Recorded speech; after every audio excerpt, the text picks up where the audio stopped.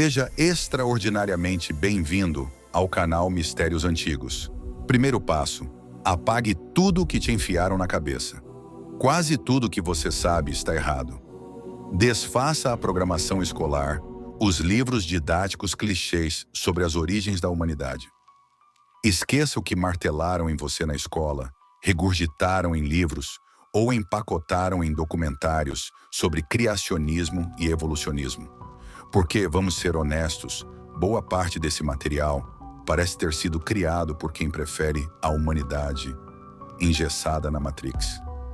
Sem questionar, sem enxergar além. A ciência convencional e os dogmas religiosos têm algo em comum. Ambos escondem mais do que revelam. E é aí que entramos nós, pronto para desvendar o que realmente importa. Aqui não vamos repetir mantras. Tanto a ciência mainstream quanto a religião organizada têm um pequeno problema. Adoram nos manter na ignorância para servir aos interesses sombrios de corporações político-econômicas e a uma certa matrix religiosa.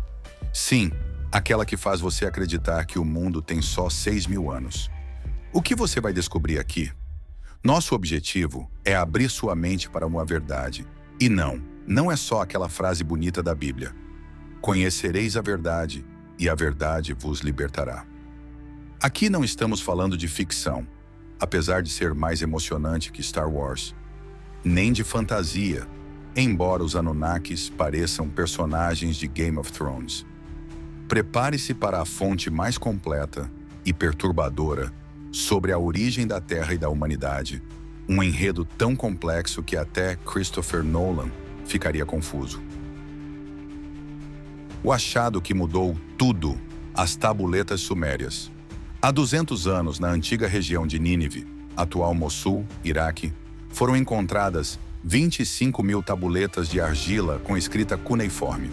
Além disso, havia artefatos que iremos conhecer com o decorrer da nossa série. Essas tabuletas foram traduzidas há 100 anos, mas só 45 anos atrás, o lendário Zecharia Sitchin as interpretou de um jeito que abalou o mundo. O mais chocante: a datação científica confirmou que elas têm mais de 6.000 anos. Ou seja, são mais antigas que a própria Bíblia, que data entre 2.500 a 3.000 anos atrás. A parte que a NASA não quer que você saiba: nas tabuletas, os sumérios descreveram contatos com seres extraterrestres, os Anunnaki, que vieram de um planeta chamado Nibiru. Eles explicaram a origem da Terra, que surgiu após colisões cósmicas entre Tiamat e Nibiru. A criação da humanidade. Spoiler: fomos projetados geneticamente. Guerras interestelares que quase destruíram o planeta. Nibiru, um planeta 4 vezes maior que a Terra, com órbita de 3.600 anos, que causa catástrofes quando se aproxima. A ciência confirmando o que os sumérios já sabiam. Em 1930, descobrimos Plutão. Os sumérios já sabiam tudo sobre ele: tamanho, composição e até que ele era uma lua de Saturno que escapou.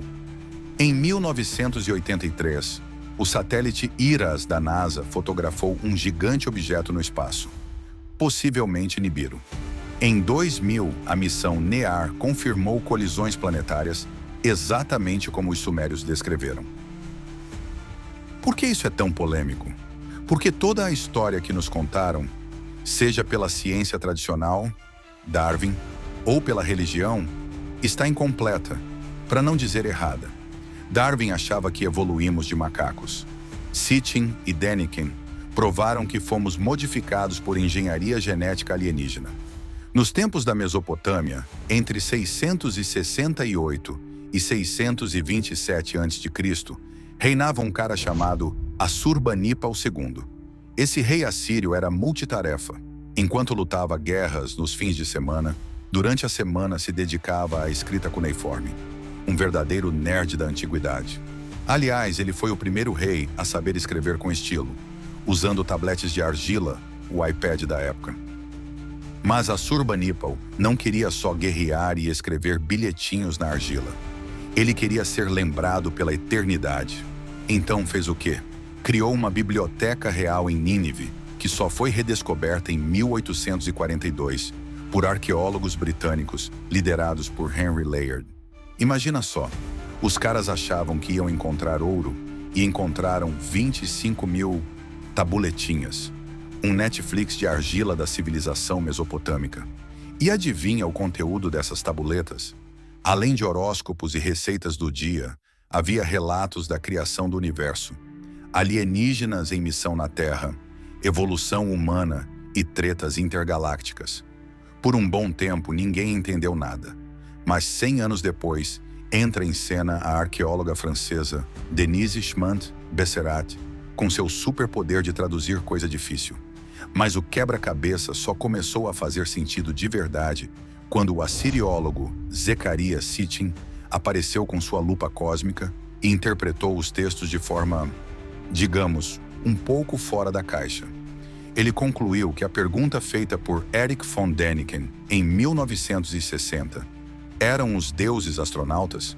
Poderia ser respondida com um sonoro sim, e vinham de Nibiru, um planetão avermelhado que faz turismo pelo sistema solar a cada 3.600 anos.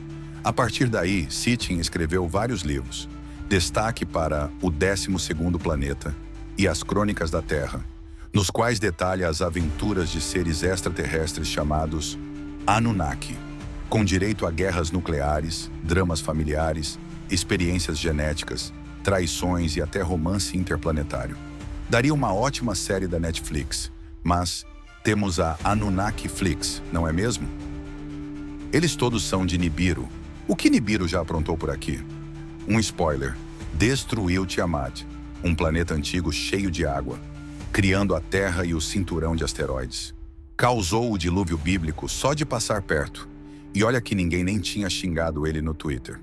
Empurrou Plutão para longe de Saturno, transformando-o no planeta ou planeta anão que conhecemos hoje.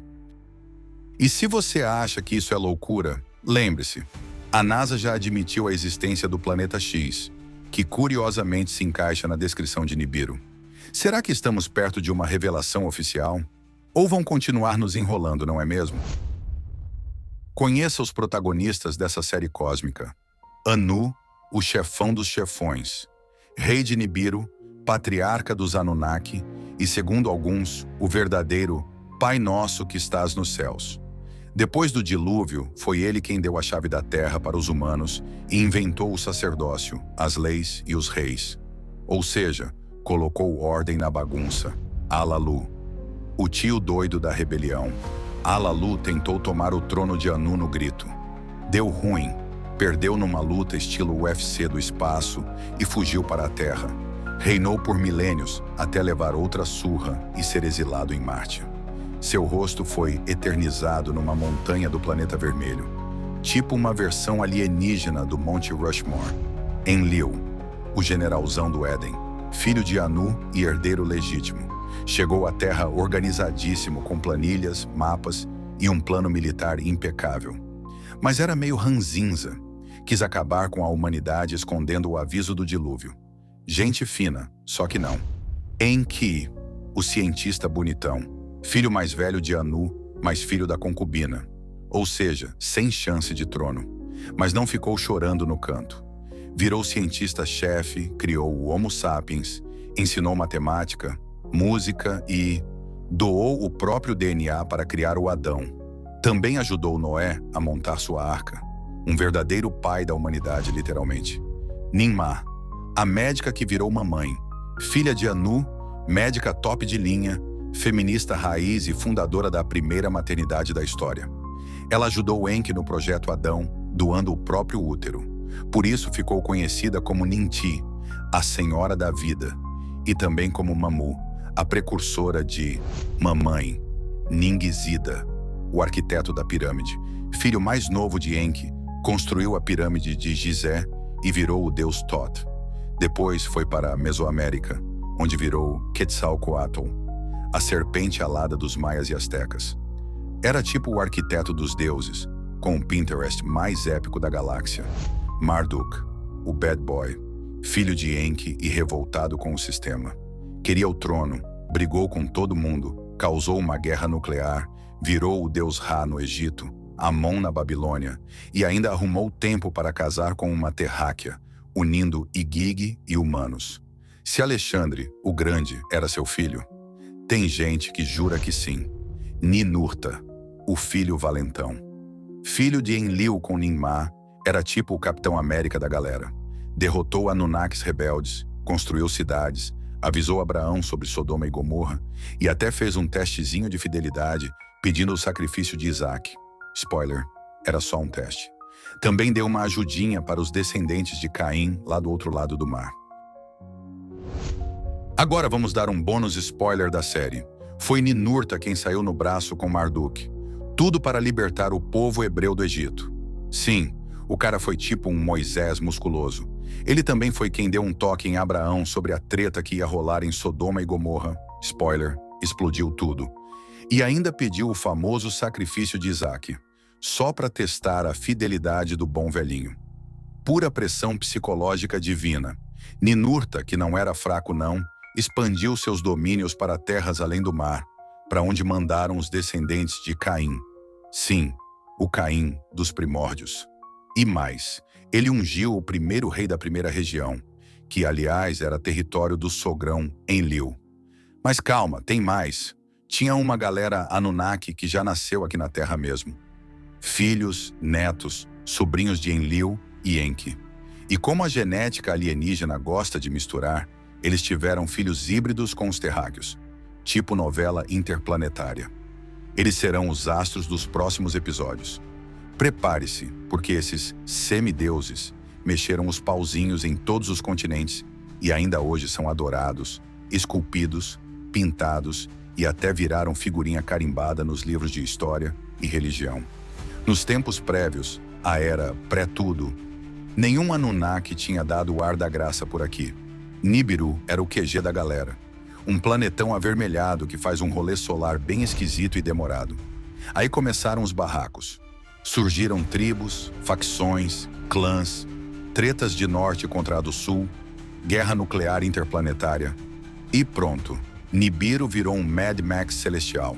A atmosfera ficou toda rachada. Não era Botox que resolvia, era ouro. Sim, ouro para tapar buraco no céu. Meio caro. Simulation. Mas quem somos nós para julgar uma civilização avançada? Aí entra Alalu, um príncipe que resolveu que não ia esperar sua vez no trono.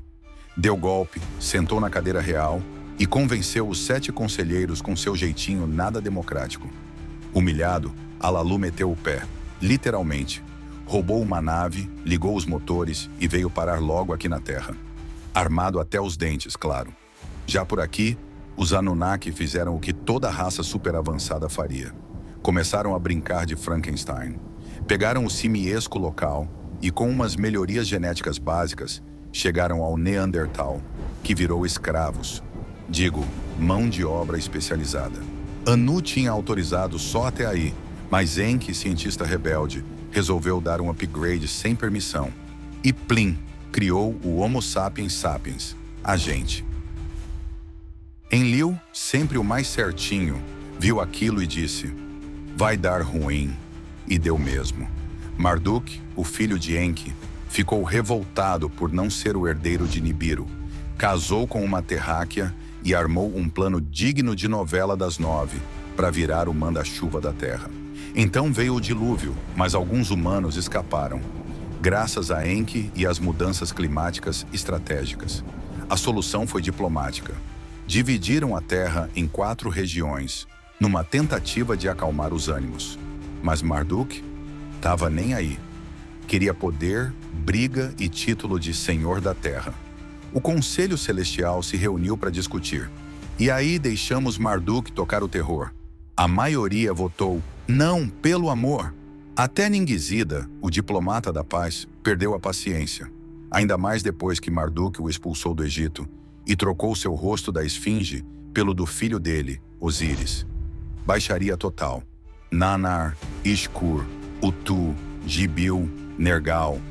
Todos eles tinham suas queixas. Parecia reunião de condomínio celestial.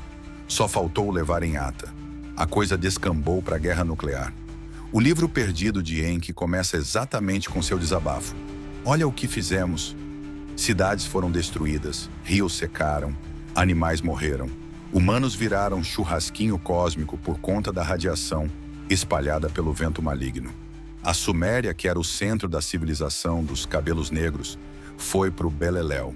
Os zigurates ficaram vazios, os templos abandonados. Não sobrou nem a plebe nem a nobreza. A terra virou um cemitério silencioso. Eridu, cidade de Enki, esquecida. Nippur, base de Enlil e do Elocel-Terra, desativada. Os Anunnaki pularam fora rapidinho. E a galera daqui? Mal entendeu o que tinha acontecido. Para eles, aqueles gigantes de capa e espada eram deuses mesmo. O grande dilúvio foi natural, culpa de Nibiru se aproximando. Mas a calamidade nuclear, essa foi coisa dos nossos deuses galácticos mesmo. Tudo isso aconteceu no século 21, antes de Cristo, ou seja, há mais de 4.000 anos. E dizem que os Anunnaki foram embora, mas só Enlil deu um tempo e voltou para Nibiru. O resto, tão por aí, espiando, mandando e-mail em código binário, vai saber. Dizem que Enlil ainda é o senhor do comando e que ele pode voltar. A pergunta que não quer calar: será que ele é o Messias que estão esperando? Será que Nibiru está voltando? Vai ter treta com os descendentes de Marduk, os Igigi e os traíras do próprio clã? Ah, e adivinha quem conheceu tudo isso? O bom e velho rei Salomão, o cara mais sábio do rolê. Ele construiu um templo para Enlil, que a gente passou a chamar de Yahweh. E ainda mandou aquele versículo filosófico no Eclesiastes 1:9. O que foi, voltará a ser. O que aconteceu, ocorrerá de novo. O que foi feito se fará outra vez. Não existe nada de novo debaixo do sol. E a gente aqui achando que descobriu a pólvora. Não percam os próximos episódios da série Anunnakflix. Se curtiu o canal Mistérios Antigos, deixa aquele like, compartilha com um amigo cético e se inscreve. Antes que Nibiru volte, não é mesmo?